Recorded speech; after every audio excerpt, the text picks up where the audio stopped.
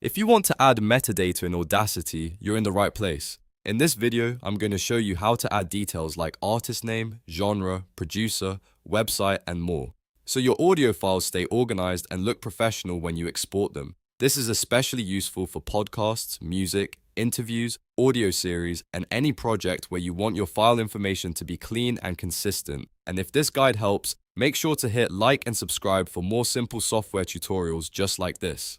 Now let's jump in. First, open your project in Audacity. Once your audio is ready, look at the top menu and click Edit. From there, choose Metadata Editor. This is where Audacity lets you add information that gets attached to your exported audio file. You'll see fields like title, artist name, album, track number, genre, and other common tags depending on the export format. Now start filling in the information you want. For example, if you're exporting a podcast episode, you might enter the episode title, the host name, the podcast name, and the genre. If you're working on music, you could add the artist name, album name, track title, year, and genre. The goal is to make your file easier to identify and more useful when it's opened in media players, music libraries, or podcast apps that read metadata. If you need a tag that doesn't already appear in the list, Audacity gives you a simple way to add one.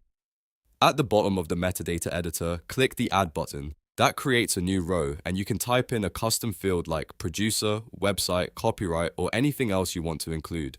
This is really helpful if you want your audio file to carry extra details that standard fields don't cover. One important tip is that if you're creating a series, like a podcast or an album, you shouldn't type the same information over and over every single time. That gets repetitive fast and can lead to mistakes. Instead, it's better to use reusable metadata values or save your default info so you can apply the same structure to future exports. That way, your workflow stays faster, cleaner, and more consistent. Audacity also lets you save metadata as a default, which is a huge time saver if you export a lot of files with the same basic information. So if your name, website, label, podcast title, or production details stay the same across episodes or tracks, store them once and reuse them. This makes your future exports much easier and keeps your branding consistent.